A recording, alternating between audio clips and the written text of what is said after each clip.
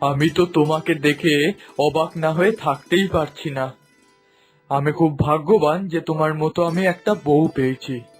বিয়ের মাত্র 1 মাসের মাথায় তুমি ঘরকন্নার কাছে এতটা পটু হয়ে গেছো, দেখে আর থাকতে পারি না।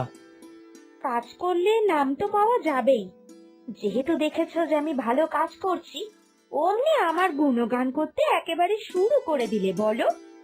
কেন, সকাল সকাল কি একটু উঠোনটা পরিষ্কারও করতে পারো না? সবই বউয়ের ভরসায় রেখে দিতে হয় নাকি গো? উঠোন পরিষ্কার করা কি ছেলেদের কাজ? এটা তো মেয়েদের কাজ। তুমিই করো না এটা। খামোখা এর মধ্যে আমাকে টানছো কেন? তুমি কিন্তু এটা মোটেও ঠিক করছো না গো। তোমায় একটু দুটো মিষ্টি কথায় সুনাম করছিলাম, কিন্তু তুমি আমার উপর খালি খ্যাচ খ্যাচ খ্যাচ খ্যাচ করেই চলেছো। না, খ্যাচ খ্যাচ করবে না। ধোয়া তুলসী পাতা তো তুমি, যে তোমাকে পুজো করতে হবে। মানলাম, উঠোন পরিষ্কার করা না হয় মেয়েদের কাজ, কিন্তু তোমার হুঁকোটা সেজে দেওয়া, এটা বুঝি মেয়েদের কাজের মধ্যে পড়ে? বউ আনোনি, তুমি বাড়ির ঝি এনেছো, ঝি। নিজে হুঁকো খাবে, অথচ সেই হুঁকোটা আমাকেই সেজে দিতে হবে। ও, এই কথা। আসলে কি বলতো, তোমার হাতের হুঁকো সাজা ছাড়া আমার হুঁকো খেতে আর ভালোই লাগে না। তোমার হাতে জাদু আছে গো, জাদু। সেই জন্যই তো তোমাকে দিয়ে আমার হুঁকোটা বানাচ্ছি। আর এটার জন্য তুমি আমায় মোটেও কুঁড়ে বলতে পারো না। এটা বলতে হয় তোমার জন্য আমার মনে থাকা ভালোবাসার বহিঃপ্রকাশ। দয়া করে সকাল সকাল আর আলগা পিরিত দেখিও না আমার সঙ্গে বাপু। আমি সব বুঝি, হ্যাঁ সব বুঝি আমি। এখন যাও, হুঁকো খাওয়া শেষ হলে গিয়ে পুকুরে ডুব দিয়ে এসো। 4-5 দিন ধরে তো চান করনি। এইরকম নোংরা গায়ে থাকতে তোমার ভালো লাগে? বলি, তোমার পাশে কেউ বসে গো? বাবারে, আমি তো তোমার পাশে শুতেই চাই না, যা গায়ে বিটকেল গন্ধ বেরোয়। গন্ধ? কোথায় গন্ধ? তুমি যে কি বলো না। এত টাকার সুগন্ধি কিনে নিয়ে আসি আমি বাজার থেকে, সেগুলো কি আর এমনি এমনি মাখি গো? ওই সুগন্ধির গন্ধে আমার গায়ে সমস্ত দুর্গন্ধ চাপা পড়ে যায়। আমার হাতে এই ঝেঁটাটা দেখতে পেয়েছো? আজকে যদি তুমি স্নান না করেছো না, ঝেঁটি আমি তোমার সমস্ত বীজ ছেড়ে দেবো, এই বলে দিলাম। ও মা, মা, দেখো না, তোমার বৌমা বলছে আমায় নাকি ঝাঁটাপেটা করবে। তোমার সাধের একমাত্র ছেলেকে নাকি ঝাঁটাপেটা করে মেরেই দেবে। ও মা, বাইরে এসো না, কোথায় গেলে? এই, একদম ম্যা ম্যা ম্যা ম্যা করবে না বলে দিলাম। আজকে তুমি স্নান করবে কিনা বলো। হয় তুমি আজকে পুকুর ঘাটে গিয়ে স্নান করবে, না হলে আমি পুকুর ঘাট থেকে 1 কলসি জল এনে তোমার গায়ে ঢেলে দেবো। বলো, তুমি কোনটা চাও?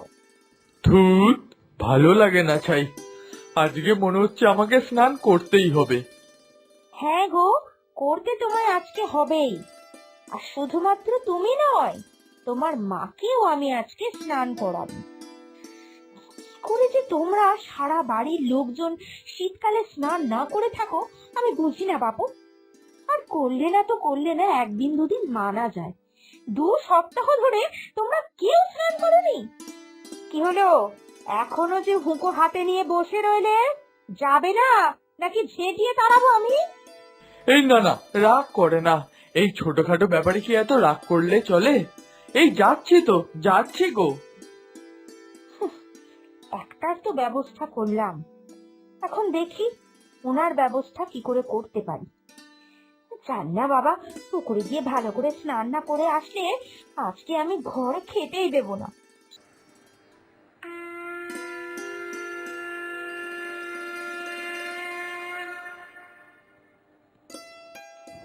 একি, একি মা, একটু আমি বেখেয়াল হয়েছি, অমনি আপনি ঠাকুরতলায় চলে এসেছেন। শাঁখ বাজাচ্ছেন, ঠাকুর পুজো করছেন। কি ব্যাপার, আজকে আপনি স্নান করেছেন? মা, মিথ্যে কথা কিন্তু একদম বলবেন না। আমি আজকে একদম আপনাকে চোখে চোখে রেখেছিলাম। আপনি তো একবারও স্নান করতে যাননি আজকে। ধুর তেরিকা, একুচি করেছি স্নানে। এই শীতকালে আবার চান করে নাকি? শীতকালে যে চান করতে হয়, এটা আমি তোমার থেকে প্রথম শুনলাম বাপু। কসমিন কালেও এমন কথা শুনিনি। মা, আপনার ছেলেকে আজকে আমি অনেক বলে কয়ে তারপরে পুকুর ঘাটে পাঠিয়েছি স্নান করতে। এবার কি আপনার সঙ্গেও আমি এইরকম জোর জবরদস্তি করবো বলুন তো? একটু বুঝুন, স্নান না করলে শরীরে অসুস্থ হয়ে যাবেন আপনি। উল্টে আমি স্নান করলেই অসুস্থ হয়ে যাব? এইরকম বয়স্ক মানুষকে তোমার এতটা নির্যাতন করতে একবারও বিবেকে বাঁধছে না? আমি আপনার ছেলেকেও বলেছি আর আপনাকেও বলছি, আজ যদি আপনি স্নান না করেছেন তাহলে কিন্তু আমি আপনাকে খেতে দেব না। দেবে না, আমার ভারী বয়েই গেছে। আমি পাশের বাড়ির পুঁটির মাকে গিয়ে বলবো, জানো আমার বৌমা আজকে আমায় খেতে দেয়নি, আমার যে কি কষ্ট। অমনি পুঁটির মা আমায় খেতে দিয়ে দেবে আর তোমাকে বদনাম করবে। আর পুঁটির মাকে তো তুমি চেনো, ওর কানে একবার কথা তোলা মানে সারা গায়ে সেই কথাটা ঢিঢি পড়ে যাবে। তুমি কি এটা চাও? আপনি কিন্তু এটা ঠিক করছেন না মা, এতে আপনারই ক্ষতি হবে। আচ্ছা এসব বাদ দিন, কিন্তু আপনার তো এটুকু ধর্মবোধ আছে, স্নান না করে কি করে ঠাকুরতলায় আসছেন আপনি? এই দেখো, এই তো গঙ্গা জল, আর এই আমি গঙ্গা জলটা গায়ের মধ্যে ছিটিয়ে নিলাম, ব্যাস আমার পুরো শরীর শুদ্ধ হয়ে গেল। গঙ্গা জল গায়ে ছেটালে সমস্ত পাপ মোচন হয়ে যায়। আর আমি তো শুধুমাত্র স্নান করিনি, এই আর এমন কি ব্যাপার? এই তুমি অনেক বক বক করেছো গো, এত বক বক করো না, শরীরে তোমার কষ্ট হবে, আমার নয়। আর একান্তই তোমার যদি আমার ঠাকুর পুজো নিয়ে সমস্যা থাকে তাহলে তুমি করে নাও ঠাকুরের পুজো, আমার আর কি দরকার।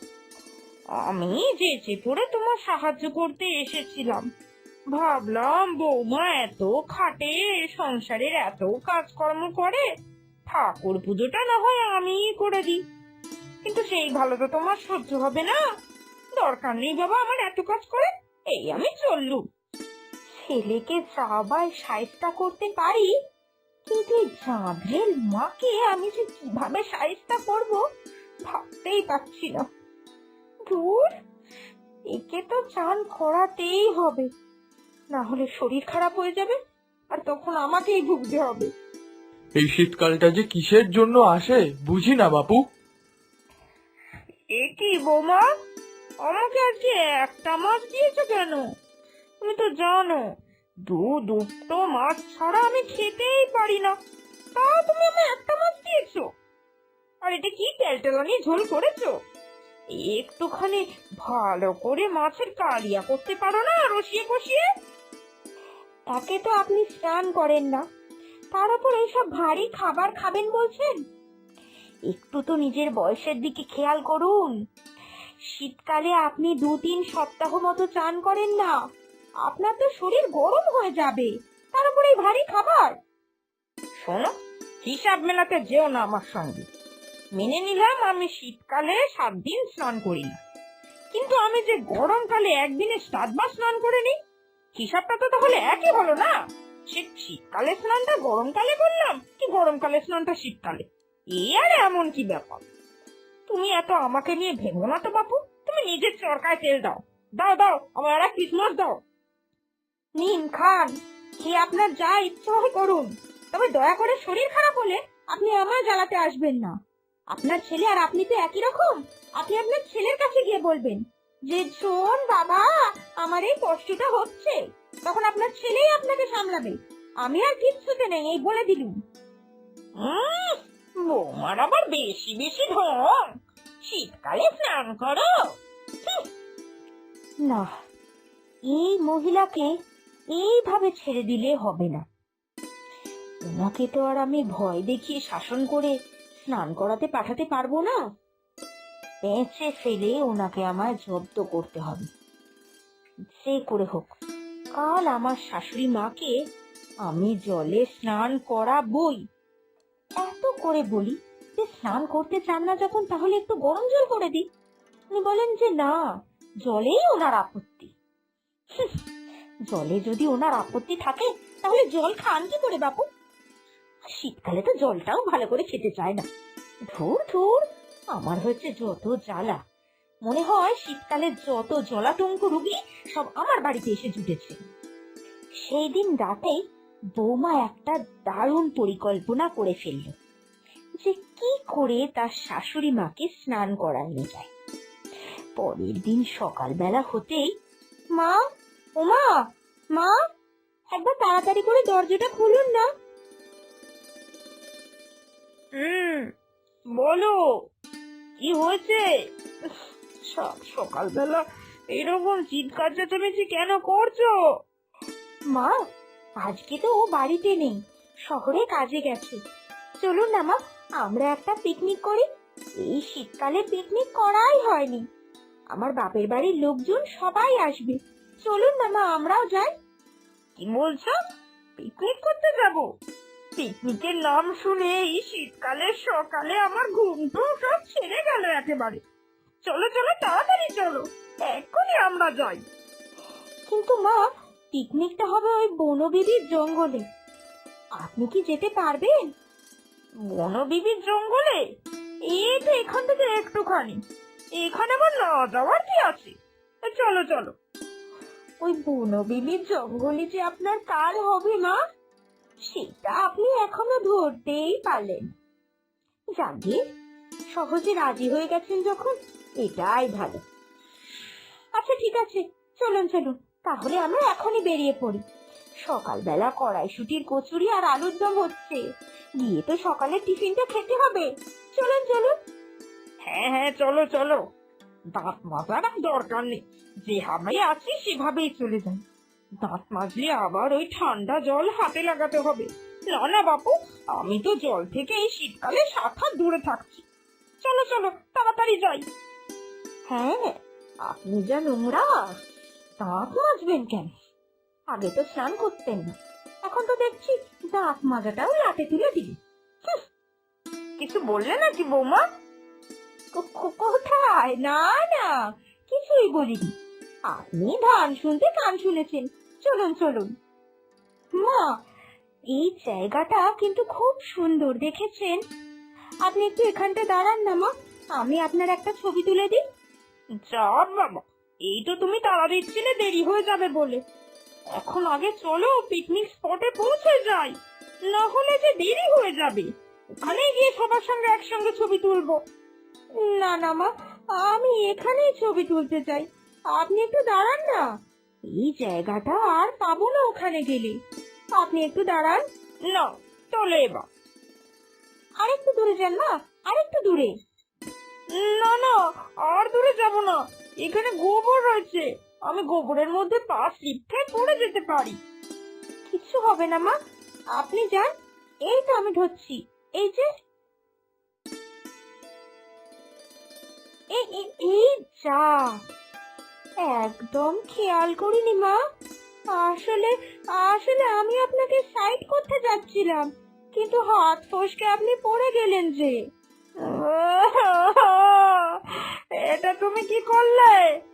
তুমি আমায় এই গোবরের মধ্যে ফেলে দিলে। এবার আমি কি করব? এই গোবর গায়ে তো যেতেও পারবো না। এইখানে পুকুর আছে মা, আপনি এখানে স্নান করে নিন, তারপরে বাড়ি তো একটুখানি, গিয়ে জামা কাপড়টা বদলে তারপরে পিকনিকে যাব। ওরে বাবা রে, এই শীতকালে পুকুরে স্নান করতে হবে? হে ভগবান, আমার কি হলো?